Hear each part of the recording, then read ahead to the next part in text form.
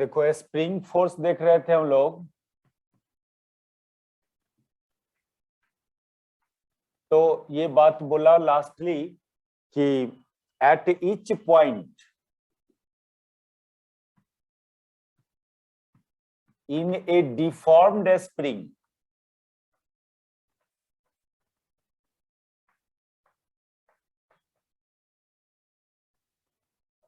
there exist two equal and opposite force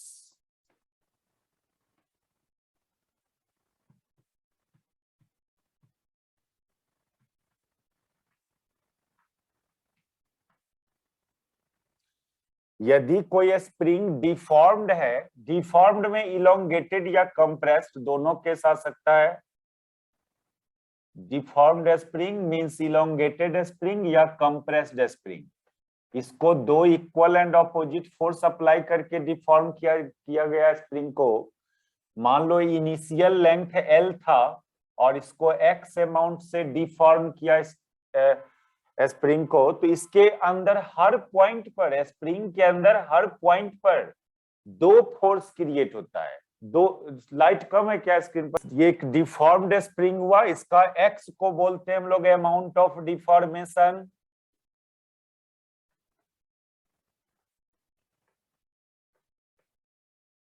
और इसके हर point पर दो equal and opposite force create होता है। इस बात को हम लोग एनालाइज किया था। इस स्प्रिंग को दो पार्ट में डिवाइड किए थे। पॉइंट्स, कोई पॉइंट मान लो कहीं पर, कोई पॉइंट कंसीडर करो, यहाँ पर एक पॉइंट कंसीडर करेंगे तो यहाँ से दो पार्ट में स्प्रिंग को डिवाइड कर दिया था। सपोज करो ये पॉइंट है C, तो यहाँ से दो पार्ट में डिवाइड करोगे और दोनों पार्ट को इंडिविजुअली आप कंसीडर करो। तो ये पॉइंट C है, इधर एक फोर्स लगा F, फिर ये पॉइंट C है और इधर यहां भी एक फोर्स लगा F। तो चूंकि पूरे तो होल स्प्रिंग पर का रिजल्टेंट फोर्स 0 है, पूरा स्प्रिंग पर नेट फोर्स है 0, तो ये इक्विलिब्रियम में होगा। नेट फोर्स 0 होता है सिस्टम पर, तो सिस्टम को इक्विलिब्रियम में बोलते हैं। और होल स्प्रिंग इक्विलिब्रियम में है, इसका कोई भी पार्ट कंसीडर करेंगे तो वो भी इक्विलिब्रियम में होगा। इसका कोई भी टुकड़ा ले लो, कोई भी पोर्शन, तो उसको भी इक्विलिब्रियम में मानेंगे। यानी ये जो दो पार्ट में इमेजिन किया आप अपने स्प्रिंग को, इमेजिन कर रहे हैं, रियली में काट के नहीं हटा दिया। देखो पॉइंट C को इसमें भी दिखा रहे हैं और पॉइंट C को इसमें भी दिखा रहे हैं। एक ही पॉइंट यदि दो जगह दिखाया जा रहा है एक ही टाइम पर, इसका मतलब रियली में इसको आप इंटरसेक्ट नहीं किए, हाइपोथेटिकली ये इमेजिन किया जा रहा है, ये मीनिंग हुआ। क्योंकि एक ही पॉइंट को दो जगह आप दिखा रहे हो एक ही टाइम पर। एक पॉइंट एक टाइम पर दो जगह है, ये पॉसिबल रियली में पॉसिबल नहीं है। तो पूरा स्प्रिंग आपका इक्विलिब्रियम में है। इट मींस दैट इस स्प्रिंग का कोई भी पार्ट कंसीडर करेंगे वो भी इक्विलिब्रियम में होगा। तो इस पार्ट का इक्विलिब्रियम कंसीडर करो, तो ये पार्ट इक्विलिब्रियम में तब रह पाएगा ना जब इस पर भी नेट फोर्स 0 होगा। और इस पर नेट फोर्स 0 होने के लिए इतना ही अमाउंट का एगो फोर्स आपको यहां पर इमेजिन करना होगा, C पर, इस दिशा में। अच्छा, अब फिर इस पार्ट का इक्विलिब्रियम कंसीडर करने के लिए ये पार्ट भी इक्विलिब्रियम में रहेगा जब इतने ही अमाउंट का, इतना अमाउंट का एक फोर्स यहां C पर इस दिशा में लगे। तो अब देखो, ये जो बात बोला था कि डिफॉर्म स्प्रिंग के हर पॉइंट पर, जैसा कि आप देख रहे हो पॉइंट C पर दो equal and opposite force create हो रहा है ना, दो इक्वल और ऑपोजिट फोर्स क्रिएट हो रहा है। ये दो इक्वल और ऑपोजिट फोर्स क्रिएट हो रहा है, इसका फीलिंग्स कहां से किया हम लोग? इसका इक्विलिब्रियम को कंसीडर करके, क्योंकि पूरा स्प्रिंग मेरा इक्विलिब्रियम में है, क्योंकि इस पर का नेट फोर्स है 0। तो इस स्प्रिंग का कोई भी टुकड़ा कंसीडर करेंगे उसको भी इक्विलिब्रियम में होना होगा। तो इस स्प्रिंग का दो पार्ट में लिया, एक ये पार्ट एक ये पार्ट, पॉइंट सी से इसको दो पार्ट में डिवाइड कर दिया, ये मैं हाइपोथेटिकली डिवाइड किया और दोनों पार्ट को अलग अलग दिखाया। तो इस दोनों पार्ट को भी इक्विलिब्रियम में रहना है। ऐसा तब संभव है जब इस पार्ट पर एगो फोर्स एफ लग रहा था, तो एफ अमाउंट का ही एक और फोर्स लगे इस पार्ट पर, तब ये इक्विलिब्रियम में रहेगा। अब वो जो फोर्स है वो सी पर लगेगा। हम लोग थोड़ा सा ये प्रूव करना चाह रहे हैं कि स्प्रिंग यदि डिफॉर्म हो तो उसके हर पॉइंट पर दो फोर्स क्रिएट होगा सेम मैग्नीट्यूड का एंड ऑपोजिट डायरेक्शन में। ये बात यहाँ थ्योरेटिकली बोला कि at each point in a deform spring there exist two equal and opposite forces. ये चीज को वेरीफाई करना चाह रहे हैं हम लोग। कैसे लगा आपको कि इस डिफॉर्म्ड स्प्रिंग के हर पॉइंट पर दो equal and opposite force create होगा? उस बात को थोड़ा यहाँ पर वेरीफाई करें। क्या किया इसके लिए हम लोग अपने स्प्रिंग को दो पार्ट में इमेजिन किया। पॉइंट सी पर अपने स्प्रिंग को दो पार्ट में इमेजिन किया और दोनों पार्ट को यहां दिखा रहे हैं। अच्छा, दोनों पार्ट को इंडिविजुअली दिखाया भी और बार बार बोल रहे हैं कि ये रियली में इंटरसेक्ट नहीं किए हो, हाइपोथेटिकली इंटरसेक्ट किए हो। कैसे? क्योंकि ये पॉइंट सी दो जगह लिखे हैं, हम दो जगह एक ही पॉइंट लिखे हैं। ऐसा पॉसिबल है क्या? ये हाइपोथेटिकली ऐसा हो सकता है, रियली में ऐसा नहीं हो सकता है कि एक ही पॉइंट दो जगह हो। तो ये सीसी से प्रूव्ड हो रहा है कि ये हम लोग इस स्प्रिंग को दो पार्ट में इमेजिन किया हाइपोथेटिकली। अब चूंकि पूरे स्प्रिंग पर नेट फोर्स 0 है, यानी पूरा स्प्रिंग आपका इक्विलिब्रियम में है। तो जब होल सिस्टम इक्विलिब्रियम में हो तो सिस्टम का कोई भी पार्ट कंसीडर करेंगे उसको भी इक्विलिब्रियम में होना होगा।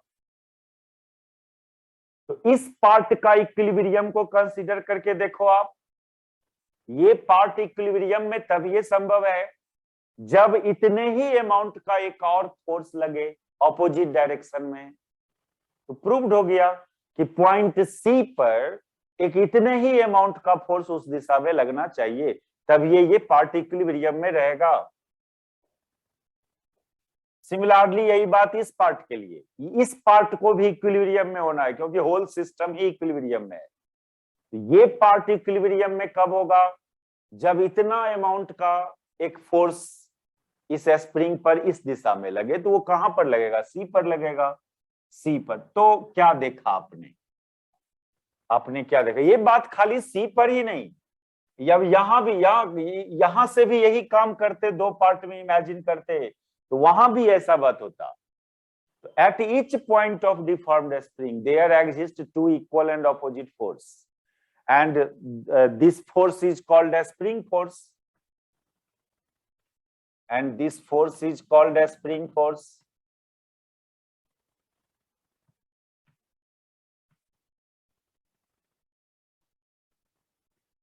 इसी को स्प्रिंग फोर्स बोला, यानी F equal to FSP।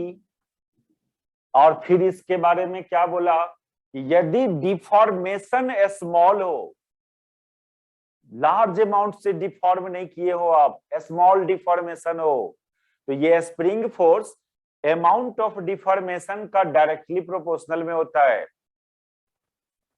If deformation will be small,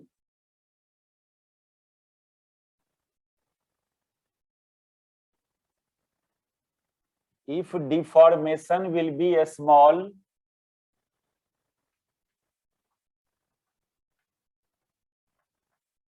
then magnitude of a spring force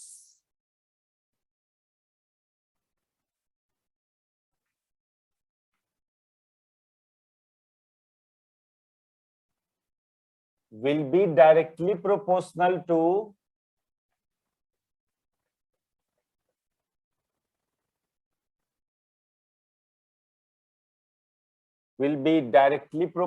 to amount of deformation.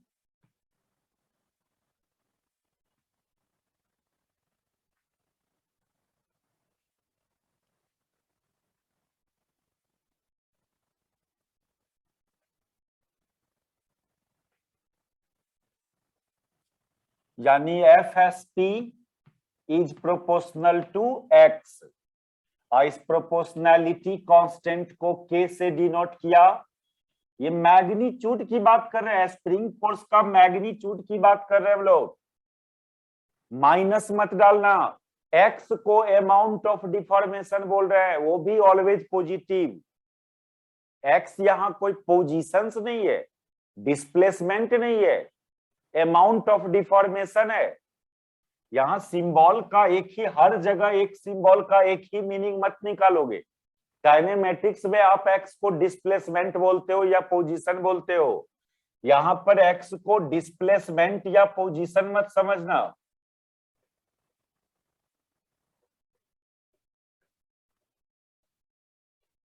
Actually x यहां अमाउंट ऑफ डिफॉर्मेशन है, और इसका वैल्यू ऑलवेज पॉजिटिव,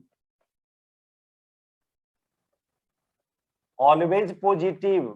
डिस्प्लेसमेंट यदि होता तो वो may be negative positive, position होता तो may be negative positive, the amount of deformation is always positive, x is always positive. और ये मैग्नीट्यूड है स्प्रिंग फोर्स का, तो ये मैग्नीट्यूड तो कभी निगेटिव नहीं होगा। मैग्नीट्यूड है ये स्प्रिंग फोर्स का, magnitude of a spring force,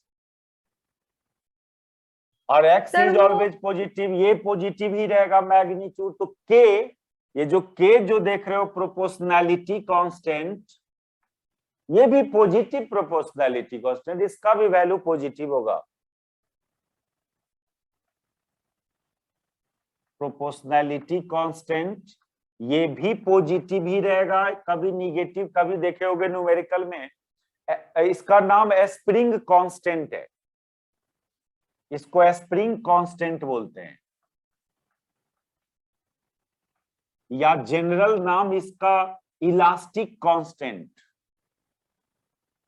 elastic constant भी इसका नाम, या फोर्स कांस्टेंट भी बोलते हैं इसको, फोर्स कांस्टेंट,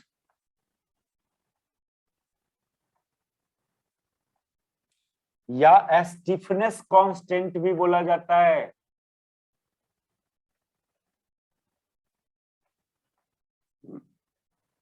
लेकिन ये बात वैलिड तब होगा जब डिफॉर्मेशन लार्ज नहीं हो, स्मॉल अमाउंट से डिफॉर्म किए होंगे।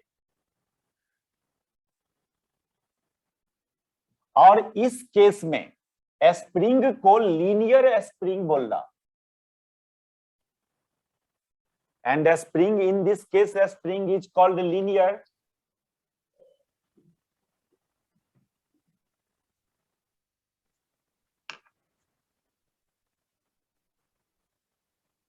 Linear spring,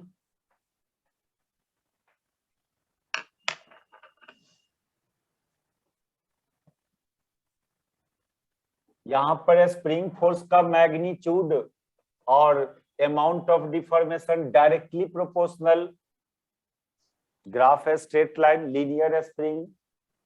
यदि डायरेक्टली प्रोपोर्शनल नहीं होगा तो नॉन लीनियर स्प्रिंग, वो तब होता है जब ज्यादा अमाउंट से डिफॉर्म करोगे, इलास्टिक लिमिट से बाहर चले जाओगे आप, यानी इतना अमाउंट से डिफॉर्म कर दो कि रिलीज करोगे तो फिर ओरिजिनल लेंथ में नहीं आएगा। स्मॉल अमाउंट से डिफॉर्मेशन कब बोलेंगे? जब डिफॉर्म करके रिलीज करे तो फिर वो ओरिजिनल लेंथ में आ जाए, तब तक ही के लिए ही ये वैलिड है ये रिलेशन। अब लिखिए टॉपिक में, work done in deforming spring, spring को डिफॉर्म करने में कितना वर्क डन होगा। Work done in deforming spring, अब किसका work? Bye external agent, work done by external agent,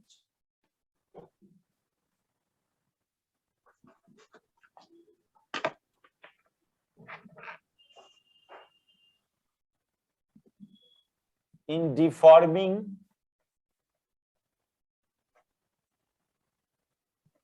the spring, जब भी वर्क बोले और कोई फोर्स की चर्चा नहीं किया तो एक्सटर्नल एजेंट ही समझना। सिंपली बोले फाइंड वर्क डन, वर्क तो कोई फोर्स का होता है ना, वो चर्चा नहीं किया जा रहा है तो एक्सटर्नल एजेंट के द्वारा वर्क समझना है। अब जब किसी पार्टिकुलर फोर्स का वर्क की बात करेगा तो वो फोर्स मेंशन करेगा। अभी हम लोग कहीं कहीं बुक सब में या कभी देखोगे simply work done in stretching the spring या इन डिफॉर्मिंग द स्प्रिंग, और फोर्स की बातें नहीं किया है, यानी आपका वाला फोर्स, आप उसको डिफॉर्म करो तो आपके वाला फोर्स का वर्क पूछ रहा है वो। ये बहुत जरूरी बात है, जब कभी भी वर्क डन के बाद कोई फोर्स नहीं दिया, मेंशन किया, तो एक्सटर्नल एजेंट का वर्क समझना है। तो सपोज करो ये एक स्प्रिंग है, इस स्प्रिंग का एक एंड को वर्टिकल वॉल से अटैच कर दिया और इनिशियल ओरिजिनल नेचुरल लेंथ इसका मान लो है L, नेचुरल लेंथ। अब इस पर एक एक्सटर्नल एजेंट इस पर फोर्स लगा के इस एंड पर फोर्स लगा के इसको x अमाउंट से डिफॉर्म किया। ये कोई एक्सटर्नल एजेंट का फोर्स है F एक्सटर्नल और इसमें x अमाउंट से डिफॉर्मेशन किया। तो slow deformation, deforming the spring slowly, और फिर कभी ये वर्ड नहीं लिखा हुआ हो तब भी स्लोली ये समझना। सडनली इलोंगेट कर देना, स्लोली इलोंगेट करना, ये सब बहुत बड़ा चेंजिंग होता है कैलकुलेशन में। स्लो वर्ड नहीं भी यूज किया तो स्लोली समझना है आपको।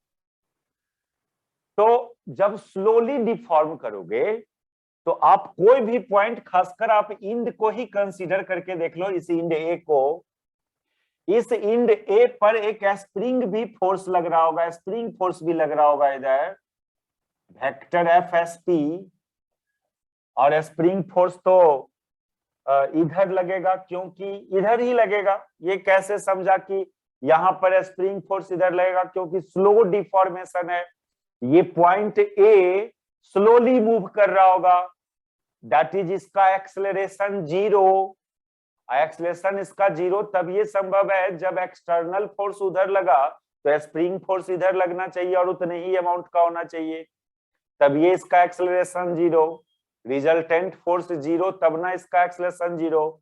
इस इंड ए का एक्सेलरेशन 0 क्योंकि स्लो मूवमेंट हो रहा है इस इंड का, यानी एक्स, चूंकि spring deformed slowly,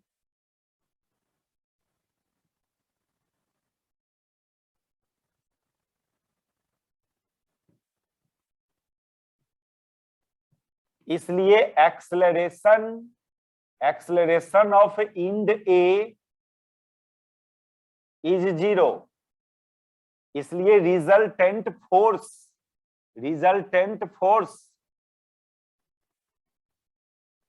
F resultant ये भी 0, और रिजल्टेंट फोर्स में कौन कौन? एक external force plus spring force, ये 0, यानी सर एक्सीलरेशन ऑलवेज 0 होगा। हाँ, स्लो हाँ, कोई भी स्प्रिंग लेंगे तो हमेशा 0 ही रहेगा, या फिर अभी स्लो बोले हैं तो 0 है? ऐसे तो स्लो मूवमेंट नहीं भी होता तब भी 0 लेते, नेट रिजल्टेंट फोर्स 0, क्योंकि मासलेस स्प्रिंग बोलता है, मासलेस स्प्रिंग, तो यहां पर इस पॉइंट का मास 0, इसलिए भी रिजल्टेंट फोर्स 0। क्योंकि स्प्रिंग को मासलेस स्प्रिंग बोलेगा, तो रिजल्टेंट फोर्स बराबर मास इनटू एक्सेलरेशन होता है ना, तो मास 0 होगा तब भी तो रिजल्टेंट फोर्स 0, और एक्सेलरेशन 0 होगा तब भी रिजल्टेंट फोर्स 0। तो यहाँ तो स्लो मूवमेंट के चलते हम लोग एक्सेलरेशन इसका 0 माना, और एक्सेलरेशन 0 माना तो वहां पर दो फोर्स लग रहा है कि एक्सटर्नल फोर्स और एक स्प्रिंग फोर्स, उसका रिजल्टेंट 0। ठीक है, ऑलवेज 0 लेना। हाँ सर यहाँ पे पॉजिटिव और स्लोली क्या समझा रहे थे? ये work done by external agent in deforming spring positive लिखे हैं वो। द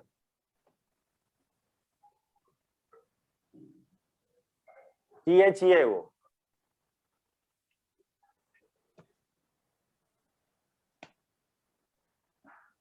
देखो रास्ता से भटक जाते हो, हम कहीं पर रहते हैं। सुनो, गौर से सुनो, क्या कौन सिचुएशन, साइन वर्क है, वर्क का साइन पॉजिटिव आना निगेटिव आना ये सब बहुत मायने रखता है। डायरेक्शन को कंसीडर्स करना बहुत अच्छा से होता है यहाँ पर, नहीं तो क्या होगा, वर्क कभी निगेटिव आ जाएगा, आना था पॉजिटिव आपसे माइनस में आ जाएगा। ये सब उतना लॉ लेवल की बात नहीं है कि आना था पॉजिटिव आप निगेटिव ले आए वर्क। इसलिए डायरेक्शन सबको ठीक से कंसीडर करना होगा। यहाँ पर देखो, करे क्या पूछ रहे हो उस पॉइंट का, ये पॉइंट स्लो नहीं, कुछ बोले ना, स्लो मूवमेंट समझना है आपको, स्लोली इलोंगेट करना। Work done in A spring in deforming the spring slowly, या स्लो वर्ड नहीं भी हो तो स्लो समझना है, स्लो समझना आपको। स्लो मोशन के लिए क्या होगा, इसका हर पॉइंट का एक्सेलरेशन 0 होगा, इसलिए इस इंड का भी एक्सेलरेशन 0 होगा। एक्सेलरेशन 0 कब होगा, जब रिजल्टेंट फोर्स 0 होगा इस पर, यानी एक्सटर्नल फोर्स और स्प्रिंग फोर्स का रिजल्टेंट 0। यानी इससे क्या पता चला? सर एक्सेलरेशन कांस्टेंट भी तो हो सकता है ना, कांस्टेंट लेंगे तो भी तो 0 होगा। स्लो मोशन से वेलोसिटी कांस्टेंट माना जाता है, एक्सेलरेशन 0। मोशन स्लो हो तो उस बात का मैथमेटिक्स में क्या यूज करेंगे, वेलोसिटी कांस्टेंट। अब वेलोसिटी कांस्टेंट तो एक्सेलरेशन 0। और बोलना होगा तो हम बोलेंगे कि वो उसका वेलोसिटी कांस्टेंट है, वेलोसिटी इसलिए। कांस्टेंट बोलना होगा। अच्छा, slow motion means velocity constant. हाँ सर आप टॉपिक ऊपर में हेडिंग दिलाए थे work done in deforming spring, हाँ तो सर दोनों आएगा ना, एक्सटर्नल एजेंट भी और अंदर से जो फोर्स लगेगा इस टॉपिक के अंदर। तो जब कोई फोर्स की चर्चा नहीं करे, सिंपली बोले work done in deforming spring, तो एक्सटर्नल एजेंट का वाला फोर्स का वर्क समझना है। अच्छा, बहुत ये सब कंफ्यूजन दूर करो न्यूमेरिकल्स में। ये सब वर्क डन, मान लो कहीं पर बहुत सारे फोर्सेज एक्ट कर रहा है, तो हम किस फोर्स का वर्क निकालेंगे, किस फोर्स, बहुत सारा, मान लो कोई बॉडी एम मास के बॉडी को अर्थ सरफेस से ऊपर ला रहे हो, उस समय ग्रेविटेशनल फोर्स भी लग रहा है और एक आपका वाला भी फोर्स लग रहा है, तो किस फोर्स का वर्क निकालेंगे? यदि कुछ नहीं बोल रहा है क्वेश्चन में तो आप अपना वाला फोर्स का वर्क समझना।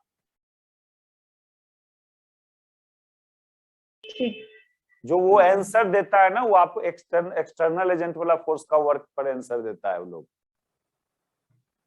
तो यहां पर देखिए, उस पॉइंट का एक्सेलरेशन 0 था, इसलिए उस पर का नेट फोर्स 0।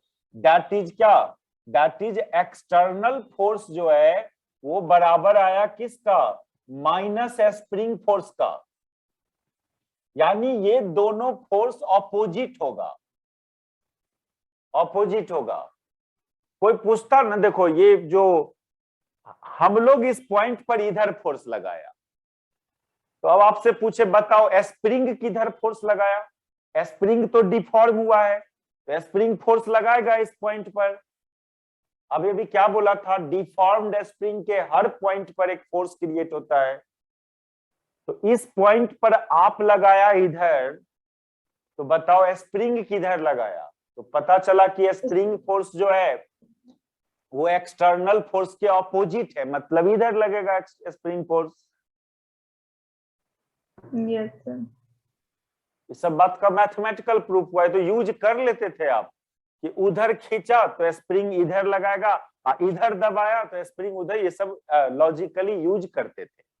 लेकिन मैथमेटिकली भी देखो कि आप उधर इलोंगेट करोगे तो स्प्रिंग इधर लगाएगा। इसका प्रूफ हुआ ये कि spring force is opposite to external force, magnitude same, and external force का मैग्नीट्यूड जब ऐसा रिलेशन हो तो क्या इस रिलेशन का क्या रिजल्ट है? इस दोनों का magnitude same and direction opposite, यही ना रिजल्ट हुआ। Yes sir. ये तो वेक्टर का कंसेप्ट है ना कि जब दो फोर्सेज में कोई एक फोर्स को दूसरे के निगेटिव के बराबर लिखे हो, किसी भी एक फोर्स को दूसरे के निगेटिव के बराबर लिखा, इट मींस दैट कि दोनों का magnitude same and direction opposite, यही ना ऑपोजिट वेक्टर होता था ना, ऑपोजिट वेक्टर पढ़ते थे वेक्टर में। जब दो वेक्टर में किसी एक को दूसरे के निगेटिव के बराबर, इट मींस दैट कि उस दोनों का magnitude same and direction opposite. तो आप जो फोर्स लगाया और स्लोली इलोंगेट किया तो आपका वाला फोर्स का मैग्नीट्यूड स्प्रिंग फोर्स के मैग्नीट्यूड के बराबर होगा। तो वर्क डन फाइंड करना है हमको, work done by external agent find करना है, work done by external force. तो ये तो होगा integration from 0 to x F external dot dx, F external dot dx। अब थोड़ा वर्क डन का फॉर्मूला याद कीजिए। जब फोर्स वेरिएबल हो तो वेरिएबल फोर्स के केस में वर्क कैसे निकालते हैं? पहले स्मॉल डिस्प्लेसमेंट करवाएंगे, स्मॉल डिस्प्लेसमेंट वाला वर्क निकालेंगे, फिर इंटीग्रेट करेंगे तो टोटल वर्क आएगा। ये रूल था वेरिएबल फोर्स का वर्क के केस में। तो ये देखो एक्सटर्नल फोर्स का मैग्नीट्यूड x पर डिपेंड कर रहा है, और चूंकि x वेरिएबल है, जैसे जैसे डिफॉर्मेशन बढ़ेगा x बढ़ेगा, यानी ये फोर्स वेरिएबल फोर्स है। अब वेरिएबल फोर्स का वर्क चले हो आप फाइंड करने, तो पहले स्मॉल वर्क निकालना होगा, स्मॉल डिस्प्लेसमेंट वाला वर्क निकालना होगा। स्मॉल डिस्प्लेसमेंट मतलब मान लीजिए कि सपोज करो कि आपका ये जो इंड है, इस इंड को यहां पर ए डैश पर ले आया, पहले यहां पर था, ये dx अमाउंट से डिस्प्लेस्ड हुआ, मान लो ये इंड, यानी एक स्मॉल डिस्प्लेसमेंट करवाएंगे इस इंड में। पहले यहां था इस पोजीशन पर ये, अब dx अमाउंट से ये डिस्प्लेस्ड हुआ, तो ये तो स्मॉल डिस्प्लेसमेंट वाला वर्क ये हो गया, ये वर्क हुआ। फिर इसको इंटीग्रेट कर रहे हैं, ठीक है? यहां समझ में आया क्या किया? एफ डॉट डी वाला फॉर्मूला यूज नहीं करेंगे, वो तो कांस्टेंट फोर्स का वर्क का फॉर्मूला है ना। अभी वेरिएबल फोर्स हो तो पहले स्मॉल डिस्प्लेसमेंट करवाने वाला वर्क निकालना, फिर उसको इंटीग्रेट करना। ये एक्सटर्नल फोर्स वेरिएबल फोर्स है, यहां देखिए आप, एक्सटर्नल फोर्स का मैग्नीट्यूड स्प्रिंग फोर्स के मैग्नीट्यूड के बराबर है, x पर डिपेंड कर रहा है, और x अमाउंट ऑफ डिफॉर्मेशन है। तो जैसे जैसे डिफॉर्म होगा स्प्रिंग x चेंज होगा, x में चेंज होगा, तो ये हुआ। अब इसका डॉट प्रोडक्ट फाइंड करना, तो देखो एक्सटर्नल फोर्स भी उधर ही है और डिस्प्लेसमेंट भी उधर है, तो क्या होता है डॉट प्रोडक्ट कैसे तोड़ते हो? Mod A into mod B cos theta, theta की जगह 0 डिग्री, क्योंकि दोनों का डायरेक्शन सेम है, फोर्स का भी, एक्सटर्नल एजेंट वाला फोर्स का भी और डिस्प्लेसमेंट का। इसको फिर क्या करोगे? इसको करोगे मॉड से बाहर कर दो, लेकिन इसको मॉड dx में एक बार, मॉड dx में एक बार मॉड रहने देना। cos 01 कहोगे ऐसा क्यों काय कर दिया? इसमें से मॉड हटा दिया और इसमें बोल रहे हैं कि नहीं एक बार मॉड रहने दो, ऐसा क्यों कर लिया इसमें आप? ये बात भी किए थे जब हम वर्क एनर्जी वर्क डन पढ़ा रहे थे, तो बहुत बार ऐसा किए हैं डॉट प्रोडक्ट तोड़ना, तो ए डॉट बी बराबर जो आदत है ए बी कॉस थीटा कर देना, ये तब करना ऐसा जब ए और बी दोनों में चेंज वाली बात नहीं हो।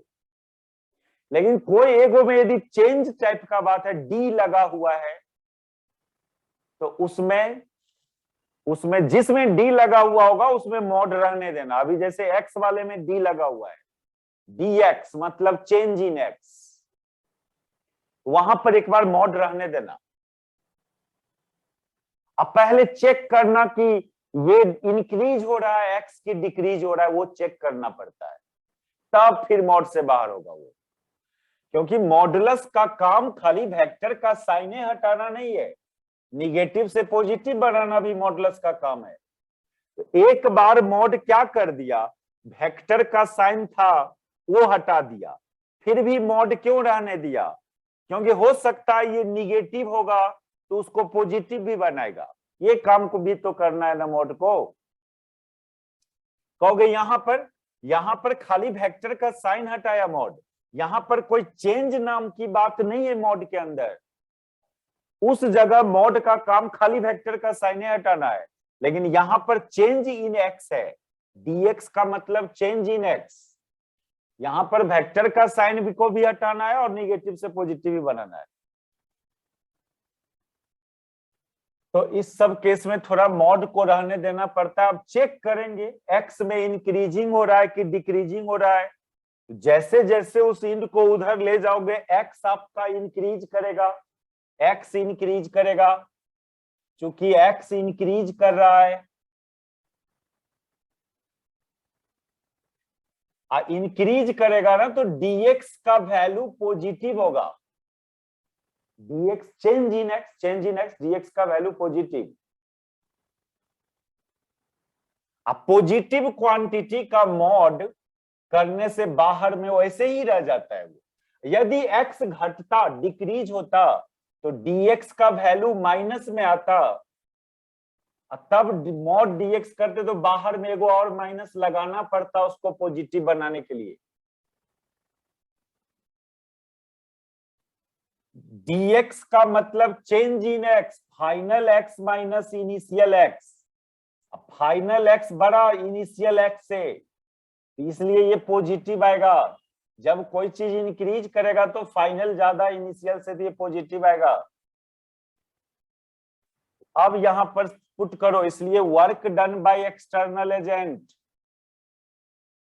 Work done by external agent बराबर कितना, ये एक्सटर्नल फोर्स इंटू dx बस 0 to x,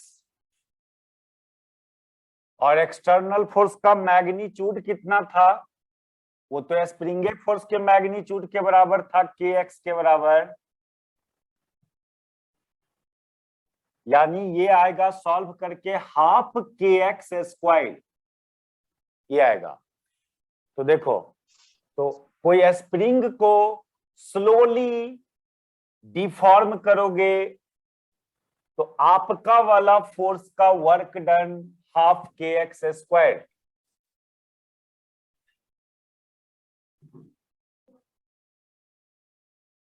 work done by external agent आया ये हाफ kx स्क्वायर।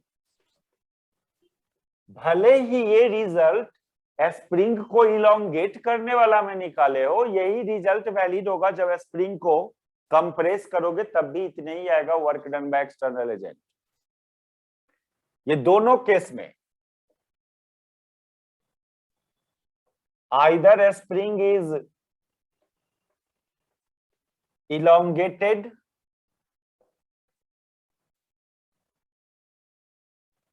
और compressed, एक्सटर्नल एजेंट के द्वारा इतने ही वर्क डन करना होगा। इसलिए कॉमनली बोल देते हैं हम लोग डिफॉर्मिंग द स्प्रिंग।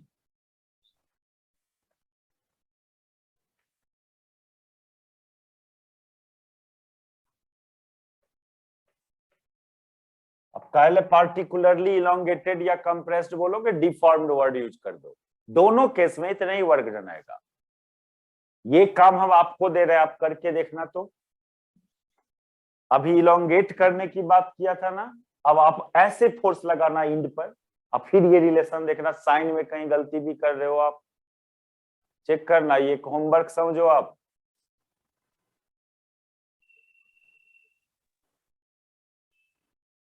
कोई फॉर्मूला अप्लाई करके आप न्यूमेरिकल बनाने चलोगे, वो तब बनेगा आपसे, तब डर नहीं रहेगा बनाने में। फॉर्मूला अप्लाई करने में डर कब नहीं लगेगा, कब कौन सिचुएशन में कौन फॉर्मूला अप्लाई करें, ये तब ये संभव है जब फॉर्मूला का डिराइवेशन यानी ओरिजिन पता हो।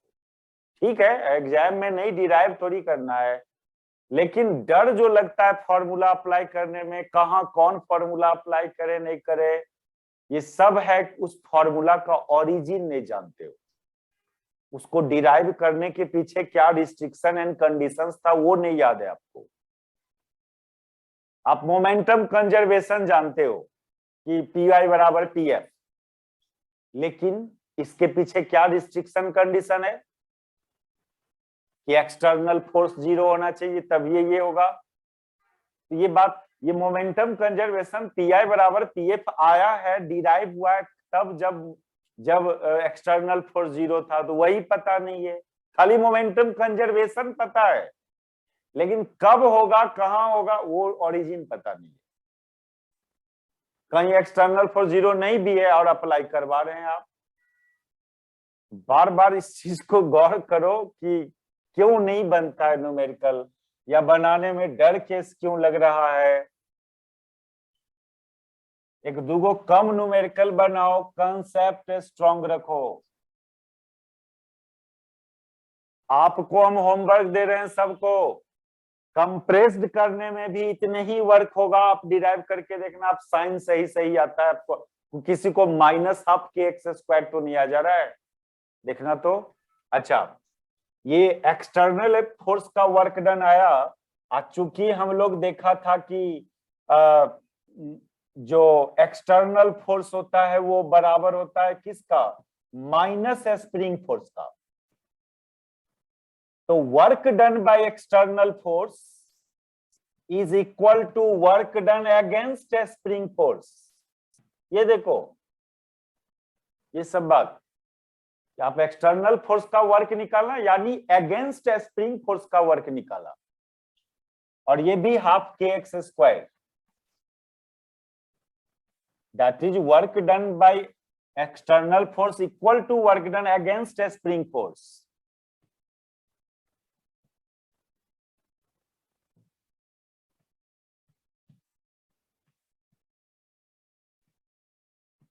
ये माइनस लग गया तो अगेंस्ट वर्ड यूज करते हैं ना, अब प्लस है पीछे में, फोर्स के पीछे प्लस है तो बाय बोलते हैं, माइनस है फोर्स के पीछे तो अगेंस्ट बोला जाता है उस वर्क को।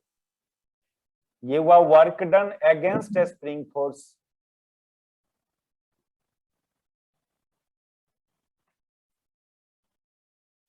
अब बताओ आप, कोई आदमी ये कि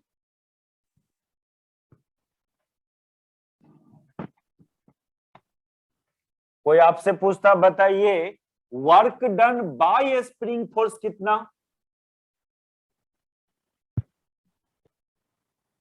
-½ तो ये आता -½ kx², क्योंकि work done by spring force जो होता है वो negative of work done against spring force होता है।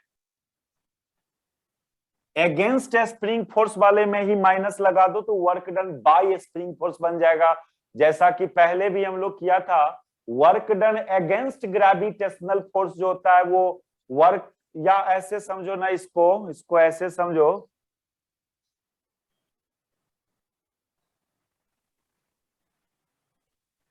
इसको ऐसे समझो, work done against spring force is equal to negative of work done by spring force.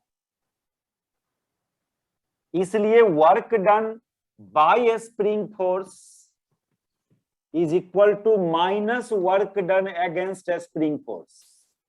Work done against spring force is कितना, ½ kx², यानी work done by spring force -½ kx²। किस force का work find करने दे रहा है, question में ये जरूर देखना, work done against spring force बोल रहा है कि work done by external agent बोल रहा है कि work done by spring force बोल रहा है। तो साइन में तो साइन बहुत मायने रखता है वर्क में। अच्छा, हो गया, लिख लिया? Yes sir.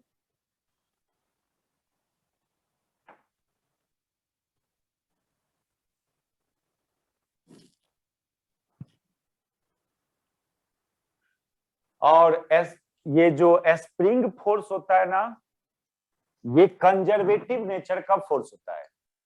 कंजर्वेटिव फोर्स के अंदर ही आता है स्प्रिंग फोर्स भी।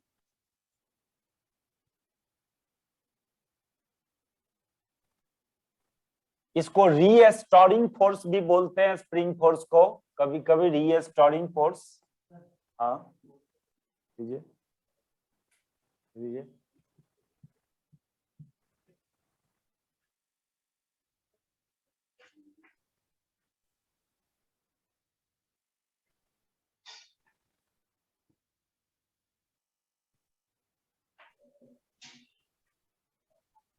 A spring force is also taken as conservative force.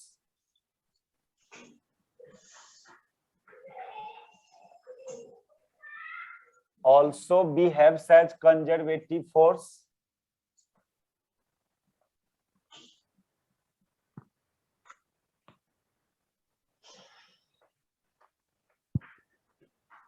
इसलिए ये जो work done minus spring force बोला था, इसको बोल सकते हो ना work done against conservative force.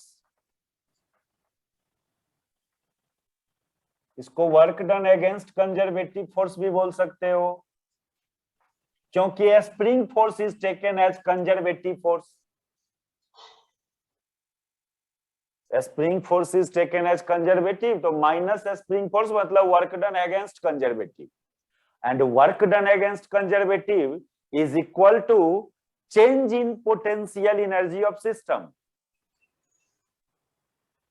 and it is equal to change in potential energy of system.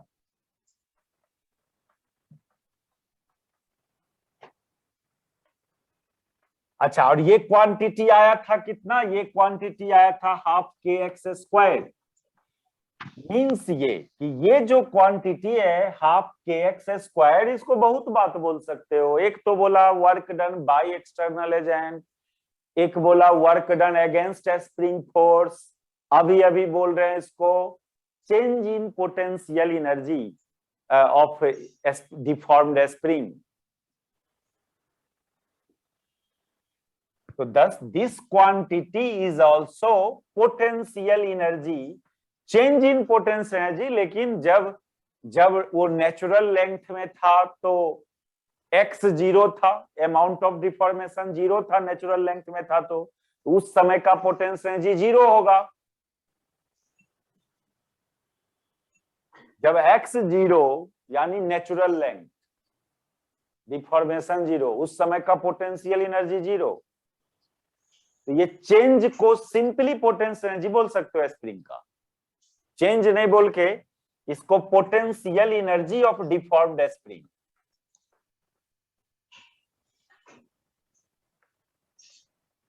इस क्वांटिटी को potential energy of deformed spring, change नहीं बोल रहा है, समझ रहे हो ना? क्यों इस चेंज को सिंपली पोटेंशियल एनर्जी बोला? ठीक है? Yes sir. ओरिजिनली तो work done against conservative force तो originally change in potential energy होता है ना? नहीं? लेकिन हम लोग यहाँ चेंज वर्ड नहीं यूज करके सिंपली पोटेंशियल एनर्जी बोल रहे हैं, क्योंकि जब वो ओरिजिनल लेंथ में होगा तो उस समय का पोटेंशियल एनर्जी 0 मान रहे हैं, होबे करेगा 0, x 0 तो 0। आपने जो वर्क किया वो वर्क उस स्प्रिंग के अंदर एनर्जी के रूप में स्टोर्ड हुआ, उसको इलास्टिक एनर्जी भी बोलेंगे। It is also called elastic energy.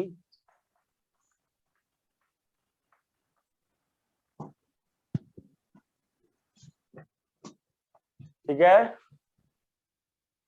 ध्यान देना। ये हाफ के एक्स स्क्वायर को वर्क डन के टर्म्स में भी बोलना है तो किसका वर्क हुआ देखा आप, एक्सटर्नल एजेंट का वर्क हुआ या अगेंस्ट स्प्रिंग फोर्स का ये वर्क हुआ, या इसको आप उस डिफॉर्म्ड स्प्रिंग का पोटेंशियल इलास्टिक पोटेंशियल एनर्जी बोलोगे। तो देखिए कुछ क्वेश्चंस पहले देखो आप।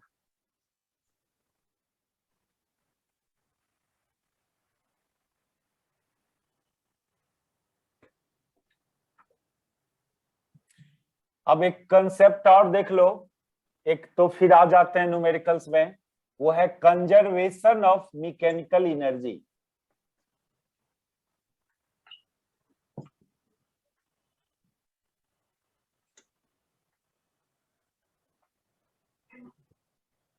Conservation of mechanical energy, work energy principal, work energy principal जो था हम लोग का, from work energy principal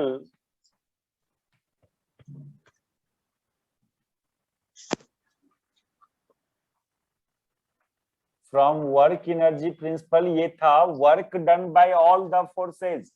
all the forces में क्या क्या, conservative force plus work done bye non conservative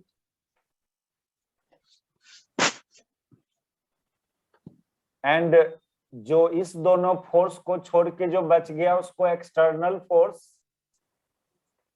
ये सब मिलके किसके बराबर था, change in kinetic energy, final kinetic energy minus initial kinetic energy. क्योंकि स्प्रिंग वाला से जो भी न्यूमेरिकल्स है उसमें एनर्जी कंजर्वेशन अप्लाई करना होता है उस न्यूमेरिकल में। तो आप लास्टली ये कंसेप्ट भी देख ही लो, फिर 3-4 क्लास न्यूमेरिकल्स में रहेंगे इसका।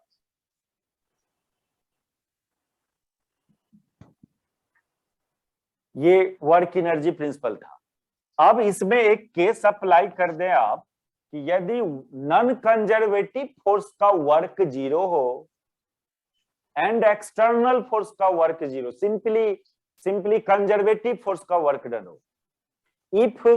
If work done bye non conservative and work done by external, ये यदि 0 हो,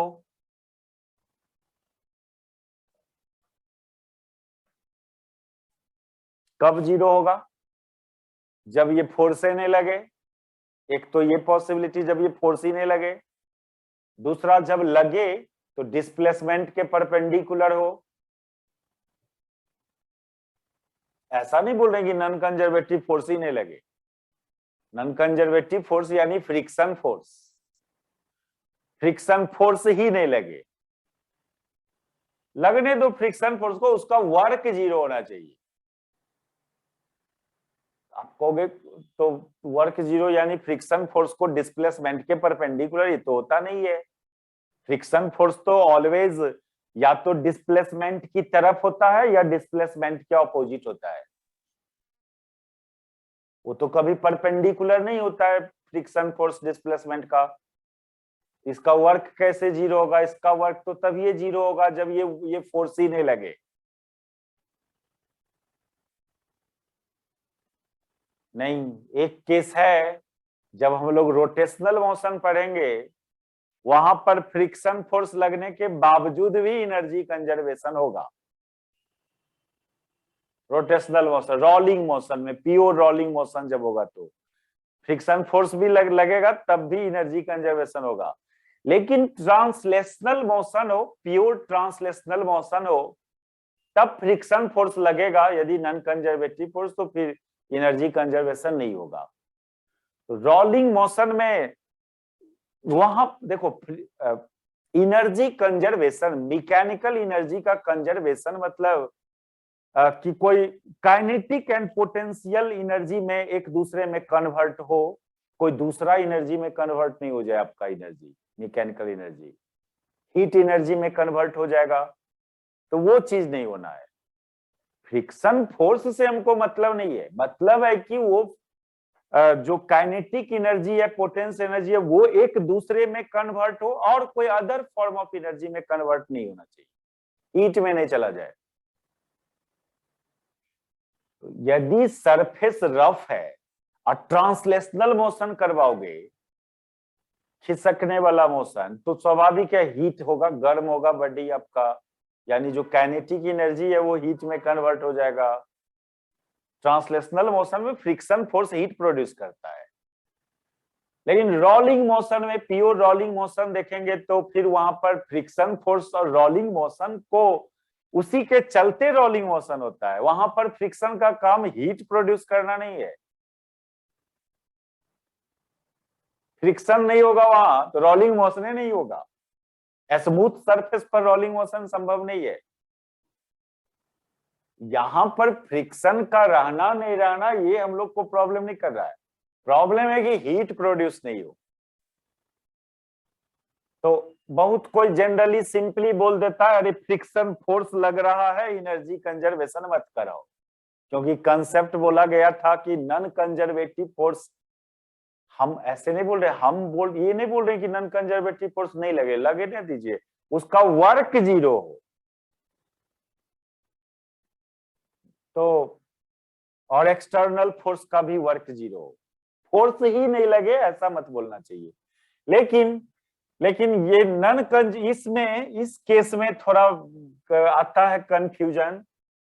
फ्रिक्शन फोर्स यदि लगेगा तो उसका वर्क कभी जीरो नहीं होगा, क्योंकि वो कभी डिस्प्लेसमेंट पर परपेंडिकुलर नहीं हो सकता है। इसलिए इसका वर्क को जीरो करवाने के लिए वो फोर्से को जीरो करना पड़ेगा। सर आवाज नहीं आ रहा है। हाँ जी, और कोई को? सर हम लोग को तो आ रहा अब आ है। रहा है। ओ सर आ रहा है आवाज। हेलो, हम लोग को भी आ रहा है। माइक आने देख रहे लगा हो, सर। 2000 का माइक लगाए हुए हैं तो। सर नॉन कंजर्वेटिव एक बार फिर से बताइए ना, कहाँ पे जीरो होगा? वही तो उस समय से डिस्कस कर रहे हैं।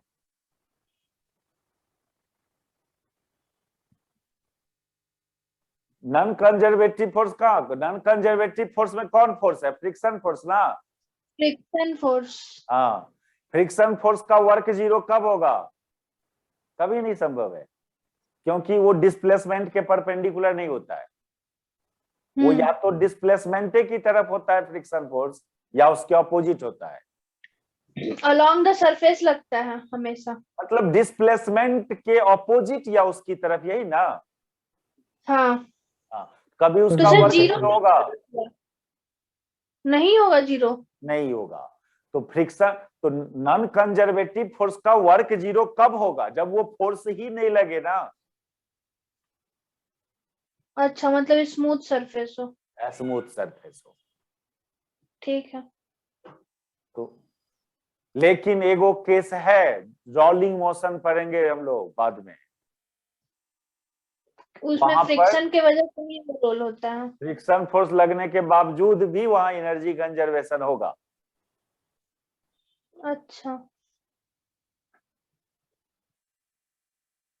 बस खाली मेन बात क्या है कि हीट प्रोड्यूस नहीं हो।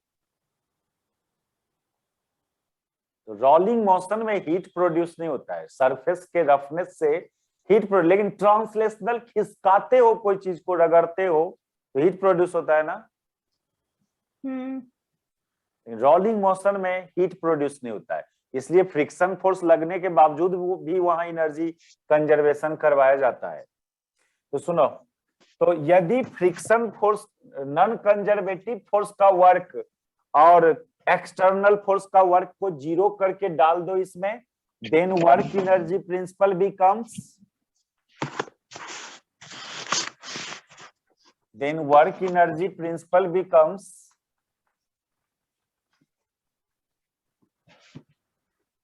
खाली वर्क डन बाय कंजर्वेटिव बच गया। यदि इफ की बात कर रहे हैं, if this work and this work will be zero, तो ये वर्क डन बाय कंजर्वेटिव हुआ खाली kf माइनस ki के बराबर।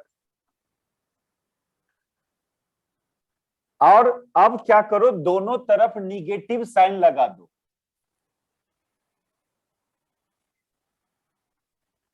इसमें दोनों तरफ निगेटिव साइन से मल्टीप्लाई कर दो, तो ये negative of work done by conservative. इधरों माइनस से मल्टीप्लाई कीजिएगा तो ये के आई माइनस के एफ। इसको थोड़ा याद करो, ये negative of work done by conservative, अरे प्लस है यहां, इस माइनस को यदि हटाना चाहेंगे तो क्या लिखना होगा, वर्क डन अगेंस्ट कंजर्वेटिव लिखना होगा ना क्या। यदि इस निगेटिव साइन को हटाओगे तो यहाँ जो वर्क डन बाय कंजर्वेटिव है, इसको अगेंस्ट कंजर्वेटिव वर्क डन लिखना होगा। Yes sir. ये सब हम लोग किए हुए हैं, एमजी के केस में करके दिखाए हुए हैं, याद करो ये बात। अब याद करो ये चीज को। तो अच्छा सर आगे कीजिए ना। हाँ समझ में आ रहा है ये बात, तो थोड़ा देखो, देखते रहना है सब। ये के आई माइनस के एफ, और बताओ work done against conservative change in potential energy. Work done against conservative is what, equal to change in potential energy. Change मतलब ऑलवेज फाइनल माइनस इनिशियल। ये quantity change in potential energy के बराबर होता है। उधर है K I minus K F, that is क्या आया, के आई प्लस यू आई बराबर के एफ प्लस यू एफ। के आई प्लस यू आई बराबर के एफ प्लस यू एफ।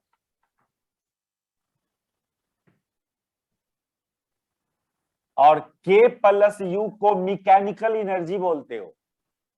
इस पूरे इस काइनेटिक प्लस पोटेंशियल को मैकेनिकल एनर्जी बोला जाता है,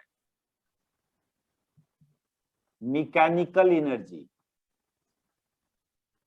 और इसी इक्वेशंस को कंजर्वेशन ऑफ मैकेनिकल एनर्जी, क्योंकि initial kinetic plus potential equal to final kinetic plus potential, and this equation is called conservation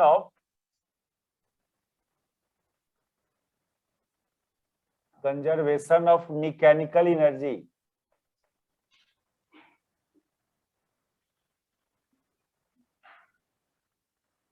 तो कोई भी घटना फेनोमेना से पहले टोटल क्या एनर्जी था, टोटल मतलब काइनेटिक और पोटेंशियल का सम।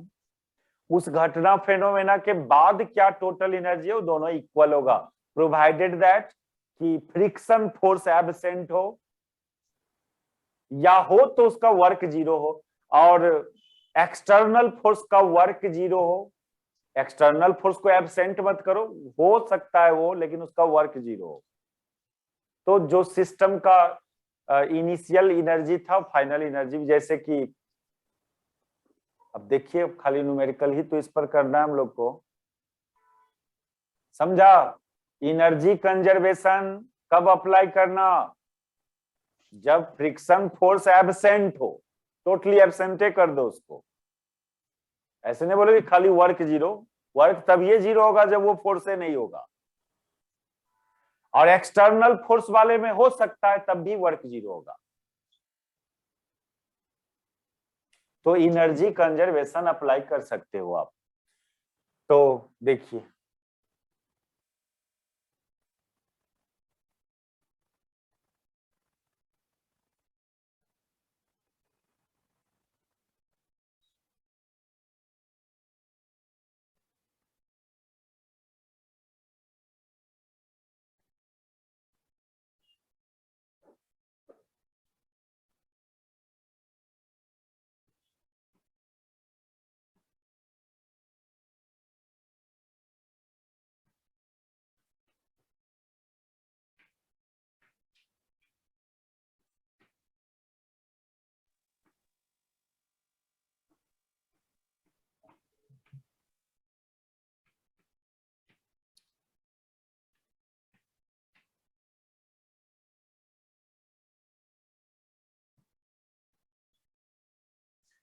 ये एक बॉडी m मास का बॉडी हॉरिजॉन्टल स्मूथ सरफेस पर प्रोजेक्ट किया।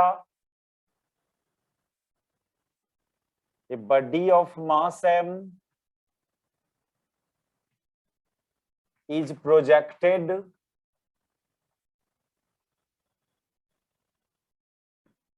with a speed v naught on a smooth horizontal surface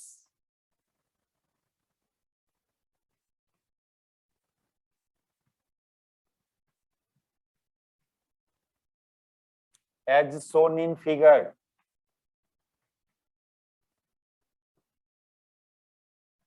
Find maximum compression in a spring.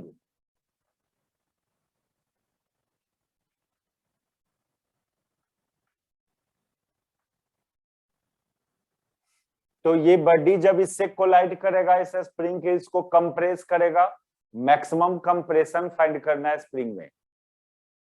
इस सब केस में एनर्जी कंजर्वेशन अप्लाई करके ये सब फाइंड किया जा सकता है इजिली। मैक्सिमम कंप्रेशन, स्प्रिंग को मैक्सिमम कंप्रेशन में कब बोलोगे? जब ब्लॉक रेस्ट में आ जाएगा ना, जब ब्लॉक का फाइनल वेलोसिटी क्या हो जाएगा? 0।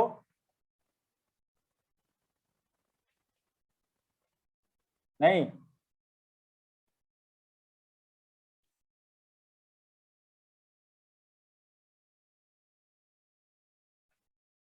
देखिए क्या होगा, जब स्प्रिंग इससे कोलाइड करेगा तो उधर जाएगा ब्लॉक, तो स्प्रिंग को कंप्रेस करेगा, तो स्प्रिंग उस पर एक फोर्स लगाएगा इस दिशा में, स्प्रिंग फोर्स। बॉडी के मोशन के ऑपोजिट एक फोर्स लगाएगा स्प्रिंग, तो बॉडी का वेलोसिटी डिक्रीज करेगा, कहीं ना कहीं जाके बॉडी का वेलोसिटी 0 हो जाएगा। जहां पर 0 होगा बॉडी का वेलोसिटी, समझेंगे कि स्प्रिंग मैक्सिमम कंप्रेशन में आ गया। ठीक है,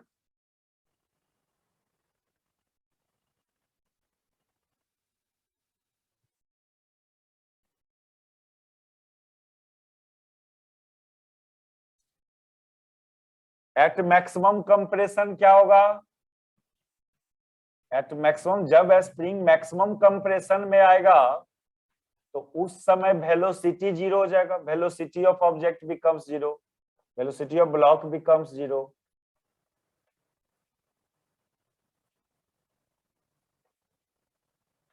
तो आप क्या करोगे ना, एनर्जी कंजर्वेशन अप्लाई कर सकते हो यहां पर, क्योंकि यहां पर जो फोर्सेस लग रहा है बॉडी पर, एक नॉर्मल फोर्स लग रहा है, नॉर्मल रिएक्शन फोर्स, लेकिन डिस्प्लेसमेंट इस डायरेक्शन में हो रहा है, तो उस नॉर्मल फोर्स का वर्क डन 0 आएगा,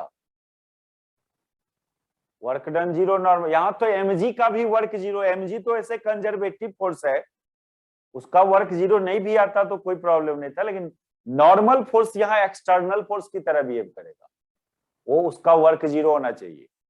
और नॉन कंजर्वेटिव फोर्स है नहीं, सरफेस स्मूथ है, रफ नहीं है, तो एनर्जी कंजर्वेशन यहां अप्लाई कर सकते हो आप। अप्लाइंग कंजर्वेशन ऑफ एनर्जी, ये सब काम करने के पीछे क्या रिस्ट्रिक्शन है वो सब चेक कर लेना होगा। नॉन कंजर्वेटिव फोर्स तो नहीं है, एक्सटर्नल फोर्स का वर्क 0 है कि नहीं है, ये सब चीज चेक करना पड़ता है। अप्लाइंग कंजर्वेशन ऑफ एनर्जी,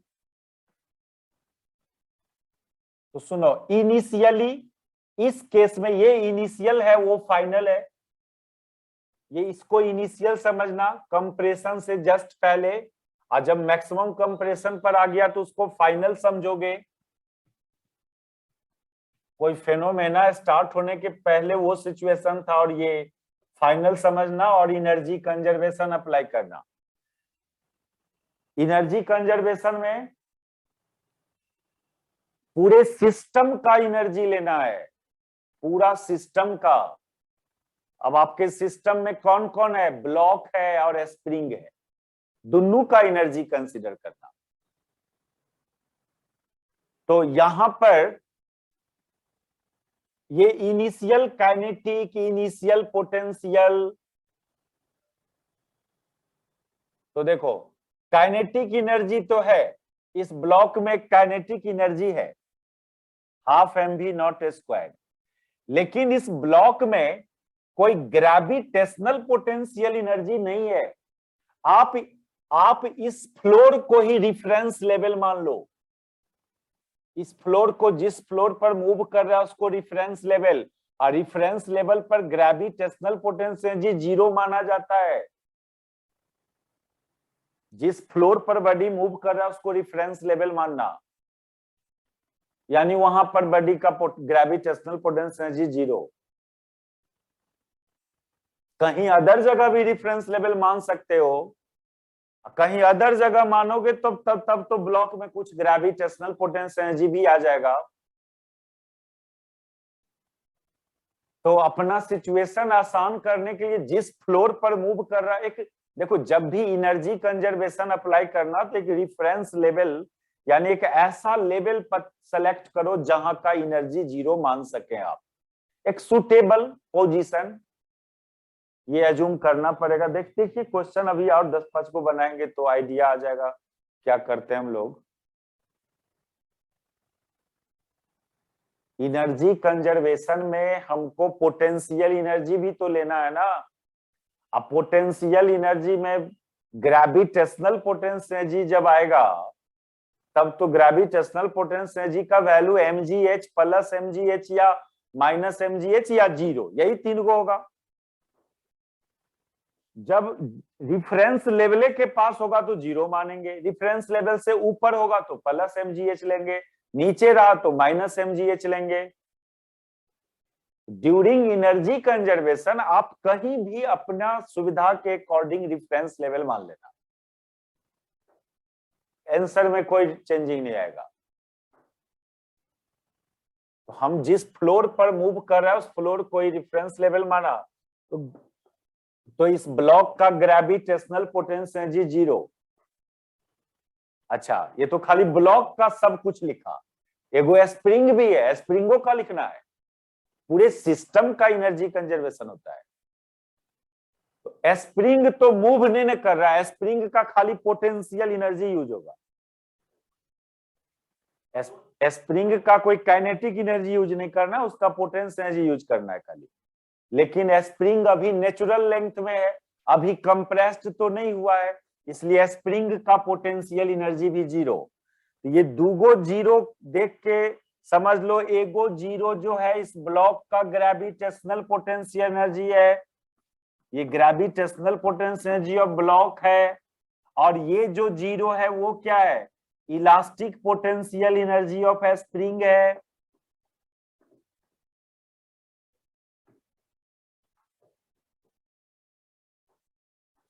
ये इनिशियल हुआ, फाइनल में आइए।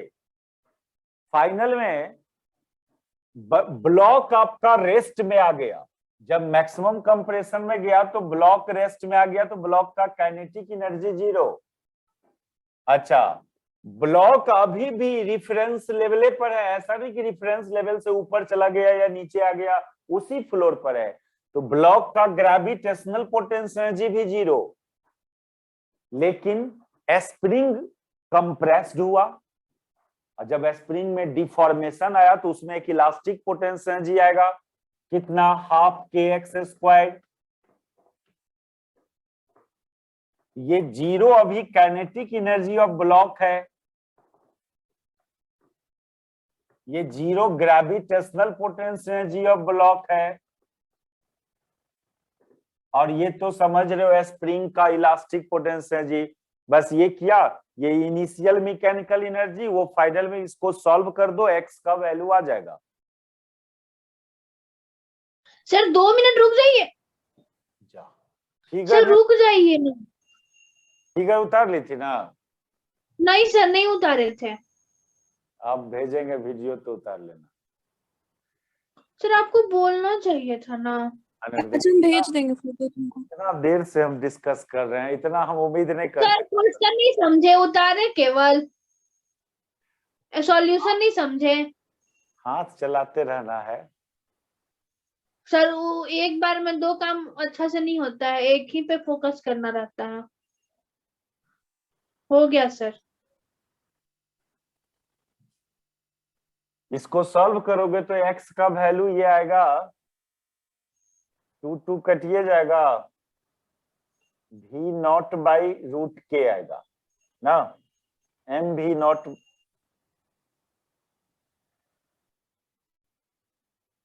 इसलिए x बराबर आएगा m/k का स्क्वायर।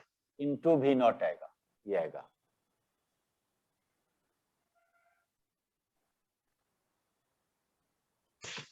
हो यस गया? सर, समझ गया। Yes sir.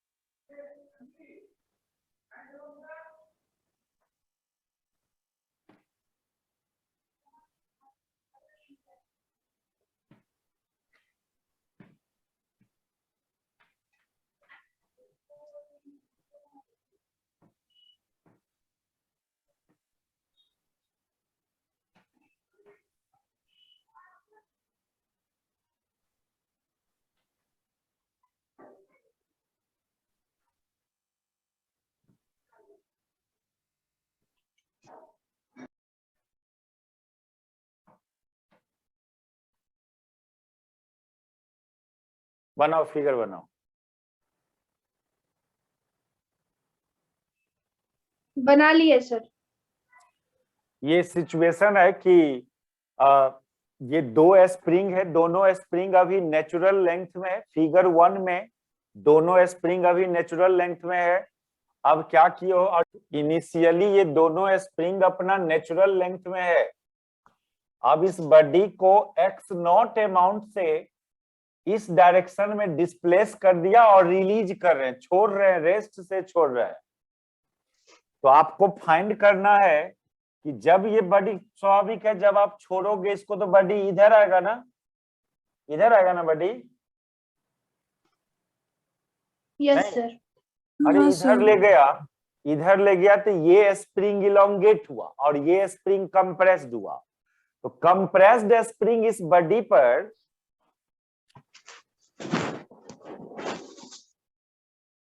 ये कंप्रेस्ड स्प्रिंग इस बॉडी पर इधर फोर्स लगाएगा ना, स्प्रिंग फोर्स। और ये Yes, इलोंगेटेड स्प्रिंग भी इधर लगाएगा फोर्स। Yes sir. तो ये बॉडी इधर आएगा। जब ये बॉडी फिर से इस पोजीशन पर आएगा, अच्छा एक बात और, यहां पर नेचुरल लेंथ में था दोनों स्प्रिंग, तो इस बॉडी पर कोई फोर्स नहीं लग रहा था, हॉरिजॉन्टल डायरेक्शन में कोई फोर्स नहीं लग रहा था, वर्टिकल डायरेक्शन में लग रहा था नॉर्मल फोर्स एंड mg, ये दोनों फोर्स लग रहा था, लेकिन ये दोनों भी इक्वल था। और हॉरिजॉन्टल डायरेक्शन में ये दोनों स्प्रिंग ओरिजिनल लेंथ में है तो कोई फोर्स ही नहीं लगा रहा है। इस पोजीशन को इक्विलिब्रियम पोजीशन बोलते हैं हम लोग। यानी फर्स्ट फिगर में हमारा बॉडी इक्विलिब्रियम पोजीशन में है। इक्विलिब्रियम पोजीशन जहां पर रिजल्टेंट फोर्स 0। अब आप उस बॉडी को इक्विलिब्रियम पोजीशन से डिस्टर्ब किया इस डायरेक्शन में x0 अमाउंट से एंड रिलीज कर रहे हो, तो फिर ये बॉडी इधर आएगा, इधर आएगा तो फिर वो इक्विलिब्रियम पोजीशन पर आएगा, इक्विलिब्रियम पोजीशन पर फिर आएगा। तो अब आपसे क्वेश्चन हम ये कर रहे हैं कि जब बॉडी फिर से इक्विलिब्रियम पोजीशन पर आएगा तो उस समय उसका स्पीड क्या होगा।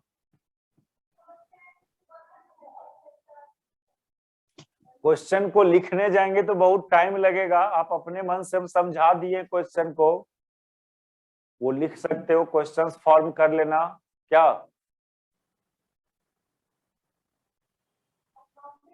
या कोई बुक लाएंगे, अब जिस बुक का होगा वो नंबर लिखा देते, देखना ना, एससी वर्मा में है ये क्वेश्चन, कौन नंबर है उसको देख लेना। तो क्या करना, ये इनिशियल सिचुएशन और ये फाइनल, यहाँ और यहाँ के बीच एनर्जी कंजर्वेशन अप्लाई करना। जब यहाँ था बॉडी तो टोटल क्या एनर्जी था, जब यहाँ आ जाएगा बॉडी तो टोटल क्या एनर्जी होगा। तो जब इस स्टेट में था तो टोटल एनर्जी सब, खाली ये ब्लॉक का काइनेटिक एनर्जी 0 ही था क्योंकि रेस्ट में था।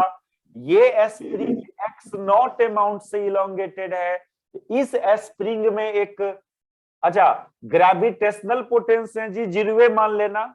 इस फ्लोर को ही रिफरेंस लेवल मान लो,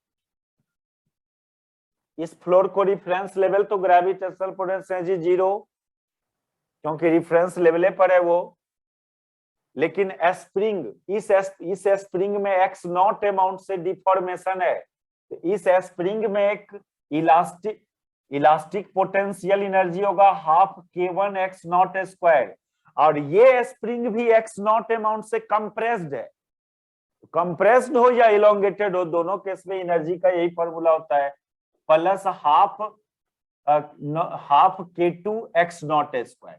ये हुआ इनिशियल एनर्जी इस सिचुएशन का। इस सिचुएशन में आओगे तो ब्लॉक में काइनेटिक एनर्जी आया हाफ mv स्क्वायर, ये भी निकालना है, भी मान लो यहाँ का वेलोसिटी भी। लेकिन ब्लॉक का ग्रेविटेशनल पोटेंशियल जी अभी भी 0, अभी भी उसी रेफरेंस लेवल पर है। और स्प्रिंग, बताओ, जब आपका ब्लॉक इस पोजीशन पर आएगा तो फिर ये दोनों स्प्रिंग अपना नेचुरल लेंथ में आ जाएगा, ये 0 होगा। स्प्रिंग का इलास्टिक पोटेंशियल जी 0, दोनों का, दोनों स्प्रिंग फिर से नेचुरल लेंथ में आ जाएगा। फिर इसको इक्वेट कर लेना, भी निकल जाएगा। नहीं लिखा, नहीं, इज इक्वल टू नहीं लिखे हैं सर इक्वेशन में।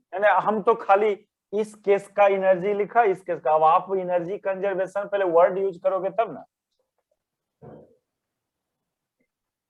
अप्लाई एनर्जी कंजर्वेशन तब ना इतना बराबर इतना करोगे क्या।